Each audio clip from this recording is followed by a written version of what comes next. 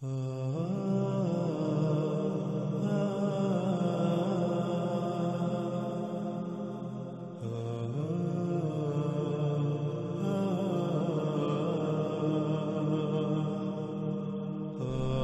قسط کے آخر میں ہم نے یہ بات کی تھی کہ اگلی قسط میں ہم بات کریں گے احادیث کی روشنی میں دجال کی،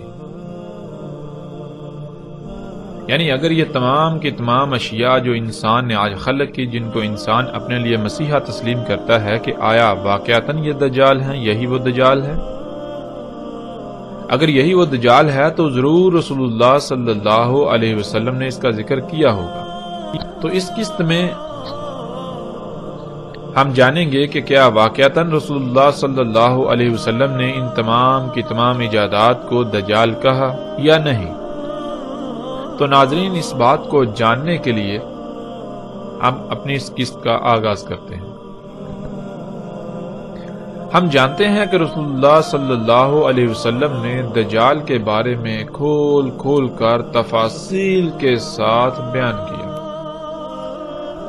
اسی طرح رسول اللہ صلی اللہ علیہ وسلم صحابہ اکرام کو دجال کے بارے میں بتا رہے تھے تو رسول اللہ صلی اللہ علیہ وسلم نے یہ کہا کہ قیامت الساعۃ سے پہلے دجال ہے، اور اس دجال سے پہلے بھی کئی دجال ہوں گے۔ رسول اللہ صلی اللہ علیہ وسلم نے قیامت الساعۃ کے قریب آنے والے دجال سے پہلے جتنے بھی دجال ہوں گے یا جو کچھ دجال ہوگا اس سب کی تفصیلات بیان کی۔ جب رسول اللہ صلی اللہ علیہ وسلم ان دجالوں کی یا قرب قیامت الساعۃ نکلنے والے دجال سے پہلے جو کچھ بھی دجال تھا، جتنے بھی دجال تھے، ان کا ذکر کر چکے، تو پھر بیان کرنے کی باری آئی اس دجال کی جو قرب قیامت الساعۃ نکلنا تھا۔ تب رسول اللہ صلی اللہ علیہ وسلم نے کہا،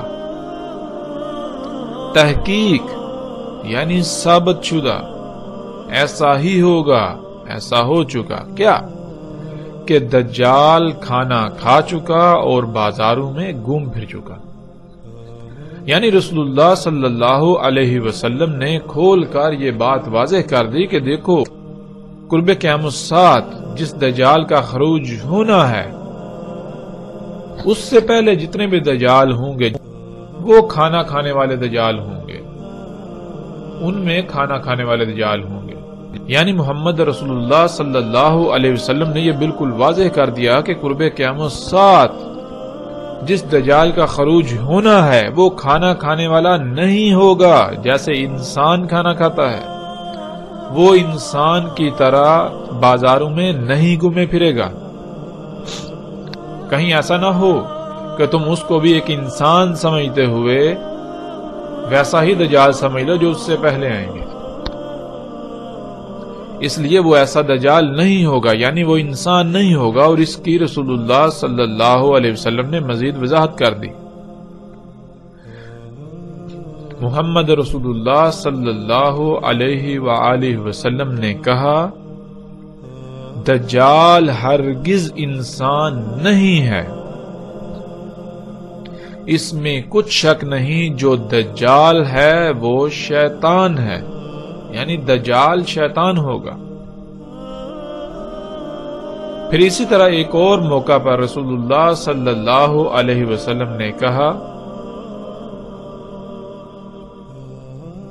کہ دجال انسان نہیں ہوگا، اس میں کچھ شک نہیں، دجال شیطان ہوگا۔ اور قرآن میں اللہ سبحانہ و تعالیٰ نے شیطان کسے کہا؟ اللہ سبحانہ و تعالیٰ نے ہر اس شے کو شیطان کہا جو کچھ بھی ہمارے ارد گرد کھلم کھلا موجود ہے، جو ہماری ضرورت سے زائد ہے۔ حیات الدنیا کو، دنیاوی مال و متاع کو اللہ سبحانہ و تعالیٰ نے شیطان قرار دیا، شیطان کہا قرآن میں۔ اور پیچھے ہم جان چکے، بار بار یہ بات جان چکے کہ رسول اللہ صلی اللہ علیہ وسلم نے دجال کسے کہا۔ پھر رسول اللہ صلی اللہ علیہ وسلم نے کہا کہ دجال ہوگا طرح طرح کی مخلوقات، دجال طرح طرح کی تخلیقات ہوں گی، اور ہم پر یہ بات واضح ہونی چاہیے کہ اللہ سبحان ہے، اللہ اس سے پاک ہے کہ وہ دجل خلق کرے، اللہ اس سے پاک ہے کہ وہ کوئی ایسی شے خلق کرے جس میں رائی برابر بھی کوئی خامی، کوئی کجی، کوئی کوتاہی ہو، کوئی عیب ہو یا کوئی نقص ہو۔ اللہ اس سے پاک ہے، اللہ کے لیے ہے ہی حمد۔ اللہ جو بھی خلق کرتا ہے وہ ہر لحاظ سے مکمل قابل تعریف ہوتا ہے۔ تو کیا دجال میں تعریف ہوگی؟ نہیں، دجال تو ہوگا ہی عیب دار، دجال تو ہوگا ہی عیوب کا منبع، خامیوں کا گڑھ ہوگا۔ تو پھر بالکل واضح ہو جاتا ہے کہ دجال کا خالق اللہ نہیں ہوگا، تو پھر کون خالق ہوگا؟ یہ بات بھی ہم پر بالکل واضح ہو چکی ہے، اور جیسے جیسے ہم آگے بڑھیں گے مزید کھل کر واضح ہوتی جائے گی کہ دجال کا خالق یعنی ان مخلوقات کا خالق انسان ہوگا۔ ان مخلوقات کی خالق وہ ذات ہوگی جس ذات کو اللہ سبحانہ و تعالیٰ نے زمین کا اختیار دیا، اور اختیار کسے دیا؟ قرآن میں بار بار بہت سارے مواقع پہ یہ بات کھل کر واضح ہے کہ انسان کو زمین کا اختیار دیا گیا، انسان کو زمین پر نائب بنایا گیا۔ یعنی دجال ہوگا انسان کی اپنی ہی خلق کردہ طرح طرح کی مخلوقات جن کو انسان اپنے لیے مسیحا سمجھے گا، لیکن حقیقت یہ ہوگی کہ وہ مسیحا نہیں بلکہ وہ صرف اور صرف دجل ہے۔ وہ مسیحا نہیں ہوں گی، وہ انسان کے لیے دنیا و آخرت میں ہلاکت کا باعث بنے گی۔ اس کے باوجود انسان ان مخلوقات کو اپنے لیے مسیحا سمجھ رہا ہوگا۔ یہی ہے ان مخلوقات کا دجال ہونا، یعنی ان مخلوقات پر دجل کا پردہ چڑھا ہوا ہوگا، تو انسان ان کے دجل کا شکار ہو جائے گا۔ اور پھر رسول اللہ صلی اللہ علیہ وسلم نے کہا، اس میں کچھ شک نہیں، تحقیق ثابت شدہ ایسا ہو چکا، کیا ہو چکا کہ جو بھی ایجادات ہیں، حادثات، واقعات دجال کے بارے میں، وہ سب کا سب میں تمہیں بتا چکا، میں بیان کر چکا، میں نے بیان کر دیا۔ اس کے باوجود یہ ممکن ہی نہیں کہ وہ تمہاری عقلوں میں آ جائے، وہ تمہاری عقلوں میں نہیں آئے گا۔ رسول اللہ صلی اللہ علیہ وسلم نے دجال کیا ہوگا اس کے بارے میں ہر لحاظ سے کھول کھول کر واضح کر دیا۔ رسول اللہ صلی اللہ علیہ وسلم نے بتایا کہ دجال طرح طرح کی انسان کی اپنے ہی ہاتھوں سے خلق کردہ تخلیقات ہوں گی، مخلوقات ہوں گی، ایجادات ہوں گی، حادثات، واقعات، مصائب و دجال ہوں گے، لیکن انسان کی عقل میں دجال نہیں آئے گا۔ رسول اللہ صلی اللہ علیہ وسلم کے سب کچھ بیان کر دینے کے باوجود بھی انسان انہیں بطور دجال پہچاننے کی بجائے ان سب مخلوقات کو اپنا مسیحا بنا بیٹھیں گے، اپنا رب بنا بیٹھیں گے، اپنا مسیحا تصور کریں گے۔ جیسا کہ اس روایت میں بالکل واضح ہے کہ رسول اللہ صلی اللہ علیہ وسلم نے کہا کہ جو بھی ایجادات، حادثات، واقعات ہوں گے دجال کے بارے میں وہ سب بیان کر چکا۔ تو پھر یہاں یہ سوال پیدا ہوتا ہے کہ جب رسول اللہ صلی اللہ علیہ وسلم ان ایجادات کے بارے میں بیان کر چکے تو کیا روایات میں ان ایجادات کے بارے میں ذکر موجود ہے؟ کیا ہمیں ایسی روایات ملتی ہیں؟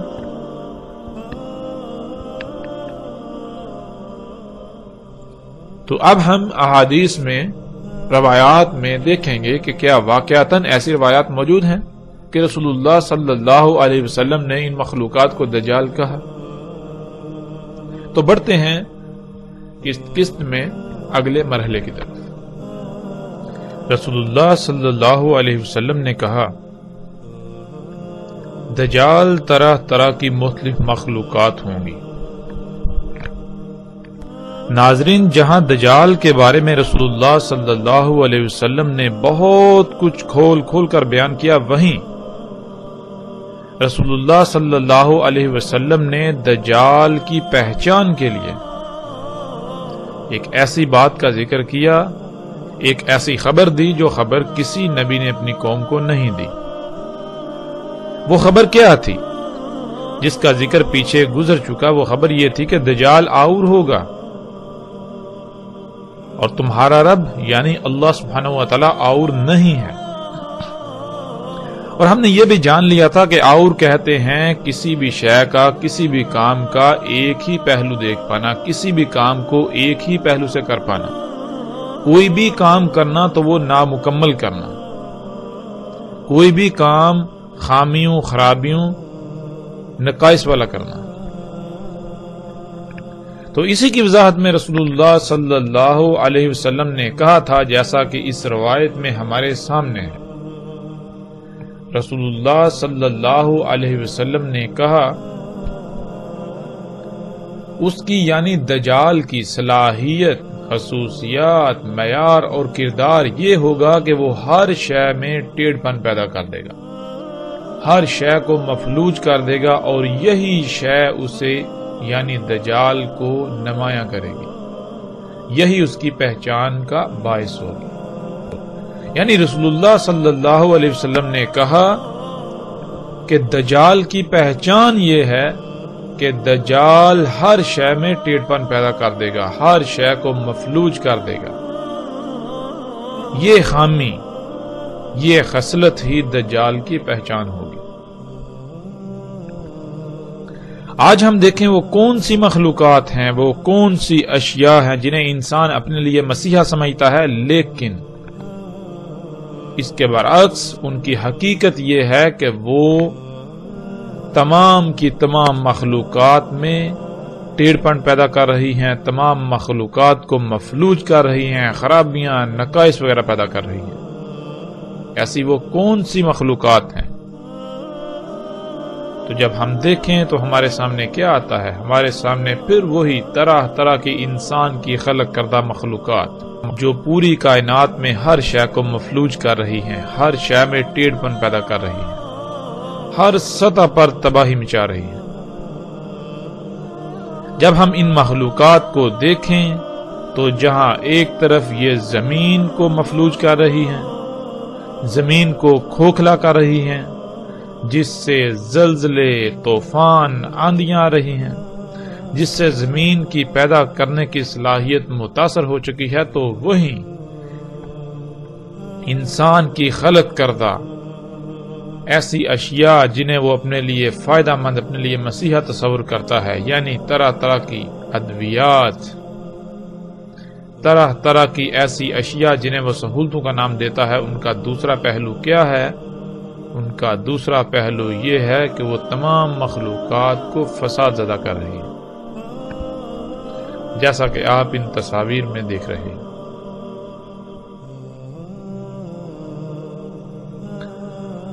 ناظرین، آج ہم اپنے آپ سے سوال کریں، ہم اپنے آپ سے پوچھیں کہ یہ تمام کی تمام فساد زدہ، خراب، نقائص والی مخلوقات کیا ان کا خالق اللہ ہے؟ اگر ہم یہ کہیں کہ ان کا خالق اللہ ہے تو اس کا مطلب یہ ہے کہ اللہ سبحان نہیں ہے، اللہ کے لیے حمد نہیں ہے، یعنی اللہ جو کام کرتا ہے وہ عیب دار کرتا ہے، نقائص والا کرتا ہے، خامی و خرابی والا کرتا ہے۔ لیکن جب ہم دوسری طرف قرآن سے رجوع کریں، قرآن سے اپنا تعلق قائم کریں، قرآن پر اس سوال کو پیش کریں، تو قرآن تو بار بار یہ کہتا ہے کہ اللہ سبحان ہے، اللہ پاک ہے اس سے کوئی عیب دار خلق کرے۔ اللہ ظلم نہیں چاہتا، اللہ ظلم نہیں کرتا۔ قرآن پورے کا پورا اسی بات سے بھرا پڑا ہے۔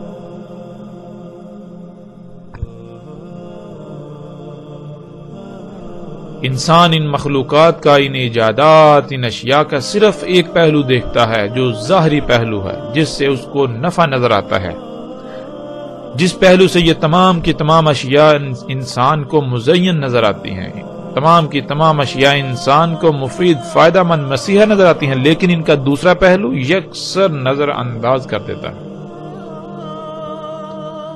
ان کے دوسرے پہلو کو یکسر نظر انداز کر دیتا ہے۔ اور وہ دوسرا پہلو کیا ہے؟ وہ دوسرا پہلو یہ ہے کہ یہ اشیاء، یہ مخلوقات کائنات کو تباہ کر رہی ہیں۔ آج موسموں کا نظام بگڑ چکا تو انسان کی انہی ایجادات کی وجہ سے، جنہیں وہ اپنے لیے مسیحا تصور کرتا ہے۔ آج زمین کی پیدا کرنے کی صلاحیت متاثر ہو چکی تو اس کی وجہ بھی یہی مخلوقات۔ آج لا تعداد بیماریاں وجود میں آ چکی ہیں جن کا ماضی قریب میں وجود تک نہیں تھا، اور ان بیماریوں سے انسان تو کیا، جاندار تڑپ تڑپ کر مر رہے ہیں۔ اور ان بیماریوں کی وجہ کیا ہے؟ یہ بیماریاں وجود میں کیسی آئیں؟ ان کی وجہ یہی انسان کی خلق کردہ طرح طرح کی مخلوقات۔ آج انسان ان گاڑیوں کو، جہازوں کو، ٹرینوں کو، یعنی جدید سفری ذرائع کو اپنے لیے مسیحا تصور کرتا ہے، لیکن اس کا دوسرا پہلو کیا ہے؟ اسے یکسر نظر انداز کر دیتا ہے۔ انہی گاڑیوں کی وجہ سے، ٹرینوں جہازوں کی وجہ سے، یعنی انہی سفر کے ذرائع کی وجہ سے آج پوری دنیا دھوئیں سے بھر چکی، اور یہ دھواں تمام مخلوقات کے لیے زہر قاتل ثابت ہو رہا ہے۔ اسی دھوئیں کی وجہ سے دنیا میں ہر سال 33 لاکھ سے زیادہ انسان موت کا شکار ہو رہے ہیں، اور دنیا کی تقریباً 99% سے زیادہ آبادی کسی نہ کسی بیماری کا شکار ہے، تو وہ اسی دھوئیں کی وجہ سے۔ اسی دھوئیں کی وجہ سے کئی مخلوقات صفحہ ہستی سے مٹ گئیں، اسی دھوئیں کی وجہ سے موسموں کا نظام درہم برہم ہو چکا، اسی دھوئیں کی وجہ سے لا تعداد بیماریاں، حامیاں، خرابیاں پیدا ہو چکی۔ لیکن اس کے باوجود جب کسی سے سوال کیا جائے، کسی سے پوچھا جائے، تو اس کا جواب یہی ہوگا کہ یہ گاڑیاں، یہ جہاز، یہ جدید ترین سفر کے ذرائع انسان کے لیے مسیحا ہیں، فائدہ مند ہیں۔ رسول اللہ صلی اللہ علیہ وسلم نے کہا، دجال کا ایک ید لمبا ہوگا دوسرے سے۔ ناظرین، ہم انسان ہیں تو جب لفظ ید آتا ہے تو فوراً ہمارے ذہن میں ہمارے ہاتھ کا نقشہ ظاہر ہو جاتا ہے، اور ہم ید کے معنی ہاتھ کے لے لیتے ہیں۔ لیکن عربی میں ہاتھ کو ید نہیں کہتے، بلکہ عربی میں ید کہتے ہیں ایسی قوت کو جس سے کچھ کیا جا سکے۔ اگر یہ لفظ عالم مادہ کے لیے استعمال ہوگا تو اس کے معنی ہوں گے ایسا آلہ جس میں قوت ہوتی ہے اور جس سے کچھ کیا جا سکے، کچھ بنایا جا سکے۔ اسی وجہ سے انسان کی ذات میں ایسے آلے کو ہاتھ کہا جاتا ہے۔ اور اگر یہی لفظ عالم نور کے لیے استعمال ہوگا یا عالم نار کے لیے استعمال ہوگا تو وہاں وہ عالم مادہ سے ماورا ہوگا۔ مثال کے طور پر آج ہم پہاڑوں کو اپنی آنکھوں سے دیکھتے ہیں، لیکن اگر ایسا ہوتا کہ پہاڑ اللہ کے غیب میں سے ہوتے، یعنی انسان انہیں نہیں دیکھ سکتا، انسان انہیں نہ دیکھ سکتا ہوتا اور پہاڑوں کے لیے لفظ ید کا استعمال کیا جاتا، تو انسان یہی سمجھتا کہ جبال نامی مخلوق کے بھی ایسے ہی ید یعنی ہاتھ ہوتے ہیں جیسے ہمارے ہیں، جیسے انسان کے ہیں۔ لیکن حقیقت اس کے بالکل برعکس ہے۔ لفظ ید کے سب سے آسان معنی یہ ہیں کہ جو خصوصیات انسان کے ہاتھ میں پائی جاتی ہیں، جیسے اس سے کچھ پکڑا جاتا ہے، اٹھایا جاتا ہے، اٹھا کر ادھر ادھر رکھا جاتا ہے، دھکیلا جاتا ہے وغیرہ، جس شے میں بھی یہ خصوصیات یا ایسی قوت پائی جائے وہ شے ید کہلائے گی۔ ناظرین، آگے بڑھنے سے پہلے ہمیں یہاں اس بات کی مزید وضاحت کرنا ضروری ہے، کیونکہ جب تک ہم اس کو مزید واضح نہیں کریں گے تب تک آگے آنے والی روایات کو ہم نہیں سمجھ سکیں گے۔ آگے آنے والی روایات میں ایسے الفاظ موجود ہیں جن کو سمجھنے کے لیے ہمیں یہ علم ہونا چاہیے کہ عربی کیا ہے۔ ناظرین، دین کو سمجھنے اور بالخصوص فتنہ دجال سمیت ساتھ کی علامات سے متعلق تمام معاملات کو سمجھنے کے لیے یہ بہت ضروری ہے کہ ہم سب سے پہلے عربی زبان کی اہمیت کو جان لیں۔ عربی کیا ہے؟ عربی دنیا کی واحد ایسی زبان ہے جس کا ترجمہ دنیا کی کسی بھی زبان میں نہیں کیا جا سکتا۔ عربی دنیا کی واحد ایسی زبان ہے جو ہر وقت اور ہر شے کا احاطہ کرتی ہے، یعنی مثال کے طور پر آج کوئی ایسی شے جس کا وجود نہیں اور کل کو وہ وجود میں آتی ہے تو اس شے کا کوئی نہ کوئی نام تجویز کیا جائے گا جو پہلے سے اس زبان میں موجود نہیں ہوگا۔ جیسے کہ ہم گاڑی ہی کو لے لیں، اردو میں لفظ گاڑی کے وجود سے پہلے اپنا کوئی وجود نہیں رکھتا تھا۔ اسی طرح انگلش میں لفظ کار کی تخلیق سے پہلے اپنا کوئی وجود نہیں رکھتا تھا۔ جب شے وجود میں آئی اس کے بعد یہ لفظ وجود میں آیا۔ لیکن عربی دنیا کی واحد ایسی زبان ہے جو اس خامی سے بالکل پاک ہے۔ عربی دنیا کی واحد ایسی زبان ہے جس کا ہر لفظ بہت ہی وسعتوں کا حامل ہے۔ کوئی بھی شے جو پہلے وجود نہیں رکھتی تھی اور بعد میں وجود آئے گی یا بعد میں وجود آئے، عربی میں اس کا نام پہلے سے ہی طے کر دیا گیا۔ یعنی عربی میں آپ کسی بھی لفظ کا اضافہ نہیں کر سکتے۔ جو بھی نئی ایجاد آپ کریں گے اس کے لیے پہلے سے ہی عربی میں نام موجود ہوگا۔ البتہ اس شے کی الگ سے پہچان اور نشاندہی کے لیے آپ الگ سے کوئی لفظ ایجاد کر سکتے ہیں، مگر وہ لفظ عربی زبان کا حصہ نہیں ہوگا اور نہ ہی وہ لفظ عربی کہلائے گا، بلکہ وہ کسی اور زبان کا لفظ عربی لہجے کے ساتھ روزمرہ کے استعمال میں لایا جائے گا۔ جیسے لفظ فیس بک یا ٹویٹر کو ہی لے لیا جائے، جب عربی کے اصل سے ان کے لیے کوئی لفظ استعمال کیا جائے گا تو وہ لفظ استعمال کیا جائے گا جو فیس بک اور ٹویٹر وغیرہ کی صفات کا احاطہ کرے۔ لیکن موجودہ دور کے تقاضے کو سامنے رکھتے ہوئے یہی لفظ عربی لہجے کے ساتھ استعمال کیے جائیں گے جو کہ وقت کی ضرورت ہے، لیکن یہ لفظ یا یہ الفاظ عربی کا حصہ نہیں کہلائیں گے اور نہ ہی ان الفاظ کو اصل خالص عربی میں داخل کیا جا سکتا ہے۔ عربی کو سمجھنے کے لیے یہاں ہم چند الفاظ کو مثال کے طور پر سامنے رکھ لیتے ہیں۔ مثلا لفظ راس کو ہی لے لیں۔ ناظرین، جب لفظ راس کا ترجمہ کیا جاتا ہے تو اردو میں اس کا ترجمہ سر اور انگلش میں ہیڈ کر دیا جاتا ہے۔ اب جب ہم نے عربی میں لفظ راس کا ترجمہ سر کر دیا، یعنی انگلش میں ہیڈ کر دیا، تو اس کا نقصان کیا ہوگا اسے ہم سمجھ لیتے ہیں۔ مثال کے طور پر اگر آپ کے سامنے آپ کا دشمن موجود ہو اور آپ اپنے بھائی کو کہیں کہ وہ سامنے موجود دشمن کے راس میں گولی مارے تو وہ اس کے سر میں گولی مارے گا۔ لیکن اگر آپ کے سامنے اونٹ ہو اور آپ اپنے بھائی کو کہیں کہ وہ اونٹ کے راس میں گولی مارے تو وہ اونٹ کے سر میں گولی مار دے گا، کیونکہ اس کو بتایا گیا کہ راس کا ترجمہ سر ہے۔ لیکن اگر آپ کسی عرب کو یہ کہیں کہ وہ اس دشمن کے راس میں گولی مارے تو وہ گولی اس کے سر میں مارے گا، مگر جب آپ اسے کہیں گے کہ وہ اونٹ کے راس میں گولی مارے تو وہ اونٹ کے سر میں نہیں بلکہ اونٹ کی کوہان جو چوٹی نظر آتی ہے اس میں گولی مارے گا۔ اب سوال یہ پیدا ہوتا ہے کہ جب آپ نے اپنے بھائی کو حکم دیا کہ اونٹ کے راس میں گولی مارو تو اس نے اونٹ کے سر میں گولی ماری، لیکن جب وہی حکم ایک عرب کو دیا تو اس نے اونٹ کے سر کے بجائے اس کی کوہان میں گولی ماری۔ آخر ایسا کیوں؟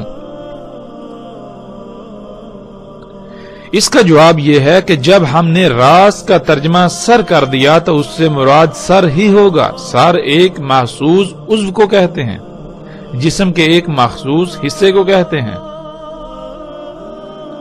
خواہ وہ کسی کا بھی ہو۔ لیکن عربی میں راس سر کو نہیں کہتے، بلکہ عربی میں راس کسی بھی شے کے بلند ترین مقام کو کہتے ہیں، یعنی عربی میں راس کہتے ہیں چوٹی کو، کسی بھی شے کی چوٹی، ہائیسٹ پوائنٹ، کسی بھی شے کی پیک کو۔ جب یہ لفظ انسان کی ذات کے لیے استعمال کیا جائے گا تو اس کا مطلب یہ ہوگا کہ انسان کی ذات کا سب سے بلند ترین مقام، اور وہ مقام ہے انسان کا سر۔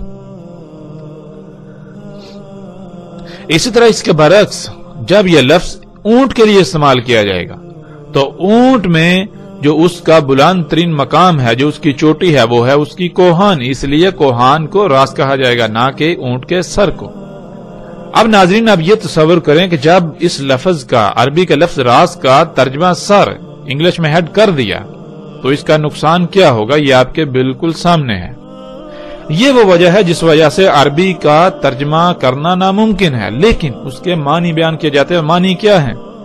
معنی یہ ہیں جیسے ہم نے ابھی بیان کیا کہ راس کہتے ہیں کسی بھی شے کے بلند ترین مقام کو،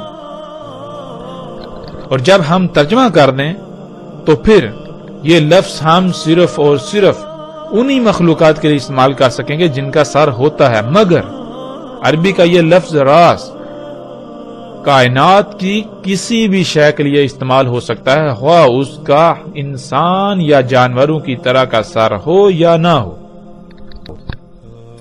اس سے ناظرین آپ کو بالکل واضح ہو جائے گا کہ عربی کا ترجمہ کرنا بالکل ناممکن ہے۔ اسی طرح ناظرین جیسا کہ ہماری روایت میں لفظ ید آیا تھا، اس لفظ کو لے لیں جس کا ترجمہ ہاتھ کیا جاتا ہے۔ جب اس کا ترجمہ ہاتھ کر دیا جائے تو ناظرین یہ لفظ نمبر 1 محدود ہو جائے گا، یعنی آپ صرف اور صرف اس لفظ کو ان مخلوقات کے لیے استعمال کر سکیں گے جن کا ہاتھ ہوتا ہے۔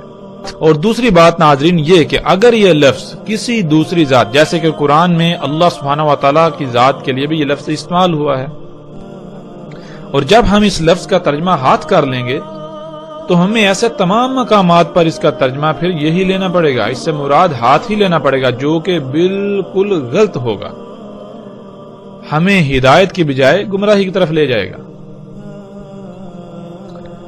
ناظرین ید کہتے ہیں جس میں قوت ہوتی ہے، جس سے کوئی کام کیا جا سکے، اور اگر یہ لفظ عالم مادہ کے لیے یعنی مادی دنیا کی اشیاء کے لیے استعمال کیا جائے گا تو اس سے مراد کوئی ایسا آلہ ہوگا، ایسا ٹول ہوگا جس میں قوت ہوتی ہے، جس سے کچھ کیا جا سکتا ہے، جس سے کچھ پکڑا جا سکتا ہے، اٹھایا جا سکتا ہے، کچھ بنایا جا سکتا ہے، کچھ کھولا یا بند کیا جا سکتا ہے، یعنی کچھ بھی کام کیا جا سکتا ہے۔ انسان کے جسم میں اللہ سبحانہ و تعالیٰ نے ایسی خصوصیات کا حامل جو عضو خلق کیا ہے وہ انسان کے ہاتھ ہیں، اس لیے انسان کے ہاتھوں کو ید کہا جاتا ہے۔ جب یہ لفظ مادی اشیاء کے لیے استعمال کیا جائے گا یعنی عالم مادہ کے لیے استعمال کیا جائے گا تو اس کا معنی یہ ہوگا کہ کوئی ایسا ٹول، کوئی ایسی شے، کوئی ایسا آلہ جس میں وہ صلاحیتیں ہوتی ہیں جو صلاحیتیں انسان کے ہاتھ میں ہیں۔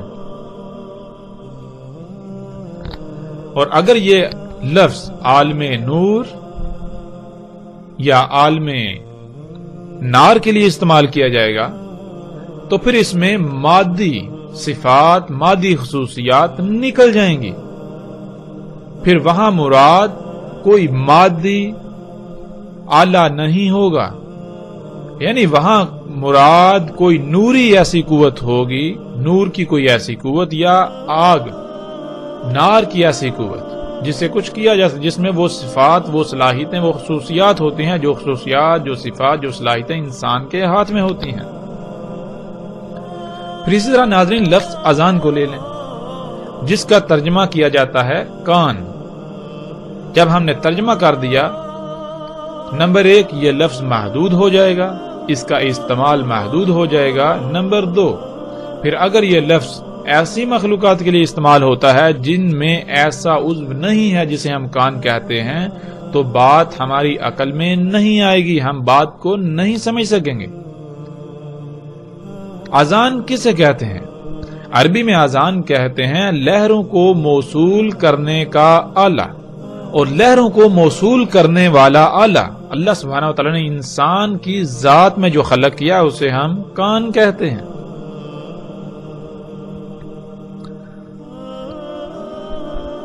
آواز کی حقیقت کیا ہے؟ آواز کی حقیقت لہریں ہیں۔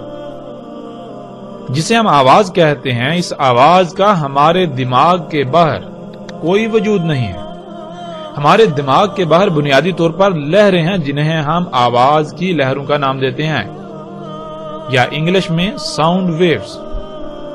یہ لہریں سفر کرتی ہیں جب یہ لہریں کسی ایسے آلے سے ٹکراتی ہیں جو ان کو موصول کرنے کی صلاحیت رکھتا ہے تو وہ انہیں وصول کر لیتا ہے۔ اور ایسا آلہ اللہ سبحانہ و تعالیٰ نے ہماری ذات میں جو خلق کیا انہیں ہم کان کہتے ہیں۔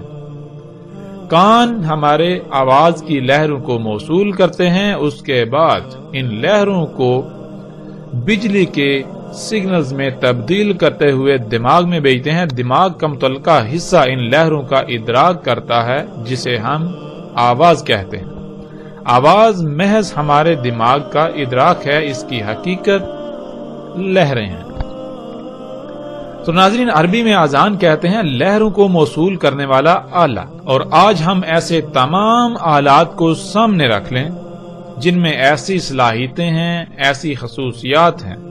وہ کیا ہیں؟ آج ہم انہیں کیا کہتے ہیں؟ آج ہم انہیں انٹینا کہتے ہیں، جیسا کہ آپ تصاویر میں دیکھ رہے ہیں۔ اور ناظرین، یہی وہ آذان ہے جس کا ہم ترجمہ کان کر دیتے ہیں، جو یاجوج اور ماجوج کے بارے میں روایات میں آیا ہے کہ ان کے آذان اتنے بڑے ہوں گے کہ ان میں سے ایک کو نیچے بچھائیں گے اور دوسرے کو اپنے اوپر اوڑھ لیں گے۔ اور آج یہ منظر ہم اپنی آنکھوں سے دیکھ رہے ہیں، جس کا ذکر یاجوج اور ماجوج کے باب میں بہت ہی صراحت کے ساتھ آ جائے گا۔ اسی طرح ناظرین، لفظ لسان کو لے لیں جس کا ترجمہ زبان کیا جاتا ہے۔ پھر وہی بات، جب اس لفظ کا ترجمہ زبان کر دیا جائے گا تو ایک تو یہ لفظ محدود ہو جائے گا، دوسرا پھر اگر یہ لفظ ایسی مخلوقات کے لیے استعمال ہوتا ہے جن میں انسان یا جانوروں کی طرح کی زبان نہیں ہے تو ہم اس کو سمجھنے سے قاصر رہیں گے۔ ہم اس مخلوق میں ایسی زبان تلاش کرتے رہیں گے لیکن وہ ہمیں نہیں ملے گی۔ تو پھر لسان کسے کہتے ہیں؟ ناظرین، لسان کہتے ہیں لہروں کو پیغام میں ڈالنے والا آلہ۔ مثال کے طور پر آپ جب زبان سے بولتے ہیں تو کیسے بولتے ہیں؟ اس کی حقیقت کیا ہے؟ اللہ سبحانہ و تعالیٰ نے انسان کے حلق میں ایک گوشت کا لوتھڑا خلق کیا ہوا ہے۔ جب انسان بولتا ہے تو وہ لوتھڑا بہت تیزی سے ارتعاش کرتا ہے، حرکت کرتا ہے، تھر تھراتا ہے، جس سے بالکل ایسی ہی لہریں وجود میں آتی ہیں۔ خالی جگہ پر خلا میں ایسی لہریں وجود میں آتی ہیں جیسے بالکل پانی میں پتھر پھینکنے سے لہریں وجود میں آتی ہیں۔ پھر ناظرین، زبان جب حرکت کرتی ہے تو وہ ان لہروں کو ایسی فریکوینسی میں ڈالتی ہے جس میں وہ پیغام ہوتا ہے جو آپ کسی کو دینا چاہتے ہیں۔ زبان ان لہروں کو پیغام کی شکل میں ڈالنا شروع کر دیتی ہے۔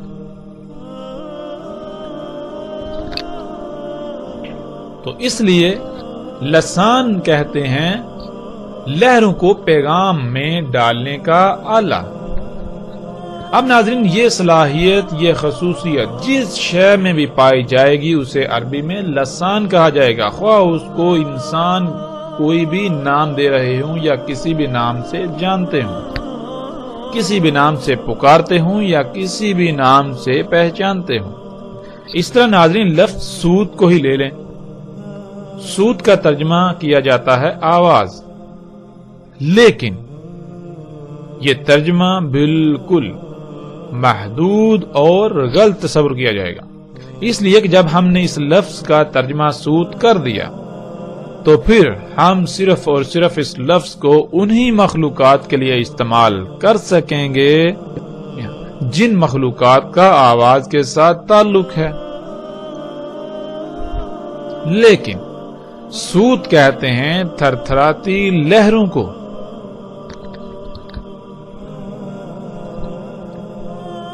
انسان جب ان تھر تھراتی لہروں کا ادراک کرتا ہے تو اس ادراک کو ہم آواز کہتے ہیں۔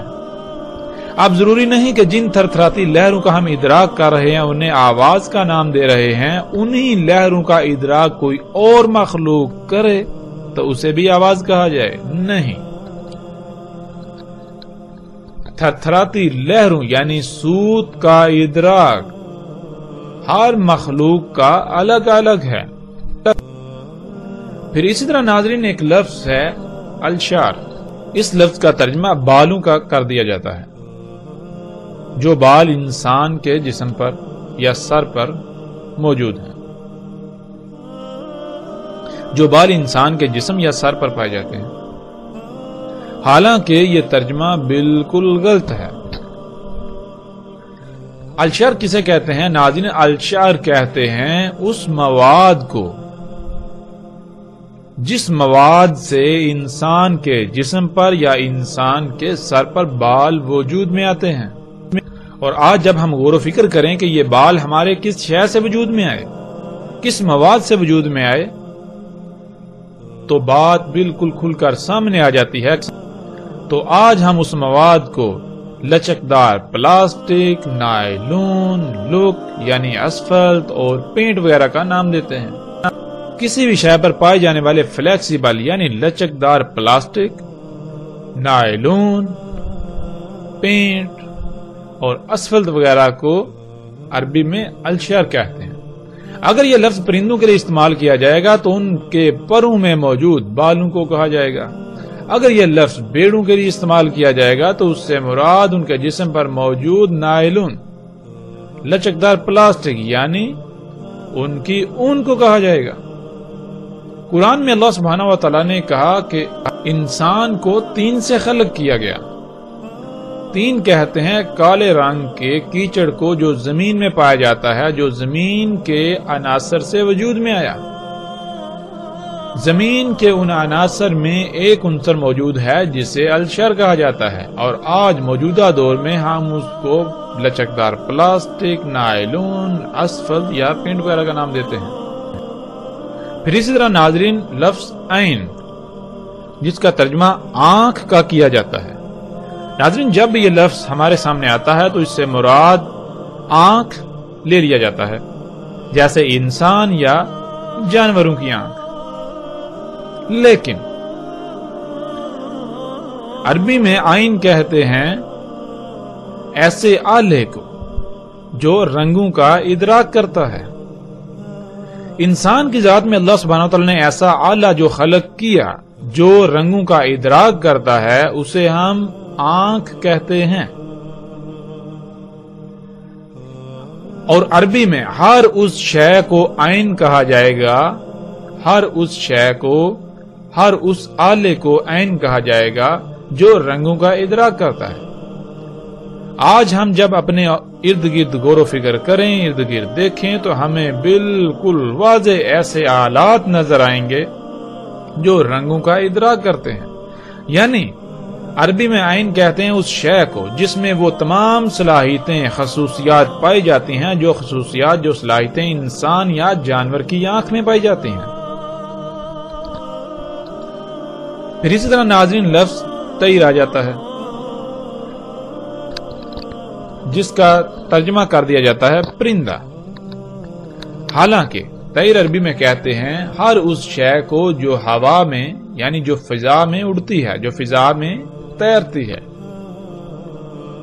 لیکن جب ہم نے اس کا ترجمہ پرندہ کر دیا تو ہم اس سے مراد کیا لیں گے؟ ہم اس سے پھر مراد لیں گے وہ پرندے جو اللہ سبحانہ تعالیٰ نے خلق کیے، جو ہمیں ہواؤں میں اڑتے ہوئے نظر آتے ہیں. لیکن یہ ترجمہ بالکل غلط ہوگا.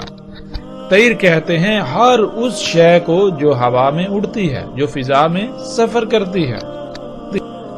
ہم نے عربی کے کچھ الفاظ کو سامنے رکھا اور ان کے اوپر مختصراً سی بات کی، جس سے یہ بات کھل کر واضح ہو جاتی ہے کہ عربی کا ترجمہ کرنا بالکل ناممکن ہے، خواہ وہ دنیا کی کوئی بھی زبان ہو. دنیا کی کسی بھی زبان میں عربی کا ترجمہ نہیں کیا جا سکتا. اگر ہم نے عربی کا ترجمہ کر دیا تو ہم بات کو سمجھنے کے بجائے مزید دور چلے جائیں گے. ناظرین جب ہم عربی کے اس اصول کو سمجھ لیں گے، اپنے ذہن میں بٹھا لیں گے، تو ہمارے لیے بات کو سمجھنا انتہائی آسان ہو جائے گا. دنیا کی کوئی شے، کوئی سوال ہمارے لیے سوال نہیں رہے گا. کوئی بھی ہمیں گمراہ نہیں کر پائے گا، کوئی بھی انسان یا کوئی بھی ہمیں اپنی باتوں میں گما پھرا کر ورگلا نہیں سکے گا. عربی کے اس اصول کو سامنے رکھتے ہوئے اب ہم اس روایت پر نگاہ دوڑاتے ہیں. رسول اللہ صلی اللہ علیہ وسلم نے کہا دجال کا ایک آلہ جس میں وہ خصوصیات وہ صلاحیتیں ہوں گی جو خصوصیات جو صلاحیتیں انسان کے ہاتھ میں ہوتی ہیں، یعنی جس سے کچھ پکڑا جا سکے، جس سے کوئی کام کیا جا سکے، وہ لمبا ہوگا دوسرے کی نسبت، یعنی دجال کا ایک آلہ تو لمبا ہوگا اور دوسرا آلہ اس سے چھوٹا۔ آج ہم اپنے ارد گرد نگاہ دوڑائیں، اپنے ارد گرد غور و فکر کریں، کیا ایسی مخلوقات موجود ہیں؟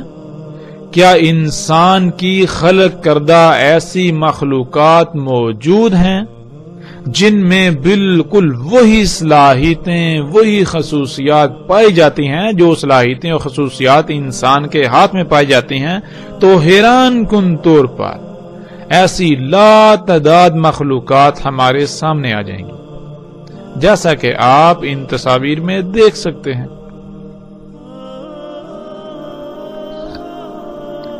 ناظرین، جیسا کہ رسول اللہ صلی اللہ علیہ وآلہ وسلم نے کہا کہ دجال کا ایک ید، یعنی دجال کا وہ ایک آلہ جس میں وہ خصوصیات ہوں گی جو خصوصیات انسان کے ہاتھ میں ہوتی ہیں، وہ ایک کی نسبت دوسرا لمبا ہوگا۔ اور آج ہم دیکھ سکتے ہیں کہ ایسے تمام کے تمام آلات، ایسی تمام کی تمام مشینیں جن میں یہ صلاحیت موجود ہے، نہ صرف بالکل وہ انسانی ہاتھ کی طرح ہیں، بلکہ یہ تمام کے تمام آلات یعنی ٹولز، یہ مشینیں ایک کی نسبت دوسری بڑی ہے۔ جب آپ ان تمام آلات کو سامنے رکھیں تو آپ کو نظر آئے گا کہ جہاں ایک آلہ چھوٹا دوسرا اس کی نسبت بڑا ہوتا ہے، تیسرا دوسرے کی نسبت بڑا، چوتھا تیسرے کی نسبت بڑا، پانچواں چوتھے کی نسبت بڑا، چھٹا پانچویں کی نسبت بڑا۔ اس طرح یہ تمام آلات ایک دوسرے سے بڑے ہیں، یعنی دجال کا ید ایک کی نسبت دوسرا بڑا ہے، ایک کی نسبت دوسرا لمبا ہے۔ اسی طرح سکرین پر نظر آنے والی یہ مشینیں، ان کو آپ دیکھ سکتے ہیں کہ ایک چھوٹی، دوسری پہلی سے بڑی، تیسری دوسری سے بڑی، چوتھی تیسری سے بڑی، پانچویں چوتھی سے بڑی، چھٹی پانچویں سے بڑی، اس طرح بالترتیب ایک دوسرے سے بڑی ہیں۔ تو یہ ہے ناظرین دجال کا ید، یہ طرح طرح کی مشینیں جن میں وہ تمام خصوصیات پائی جاتی ہیں جو خصوصیات انسانی جسم کے ہاتھ میں پائی جاتی ہیں۔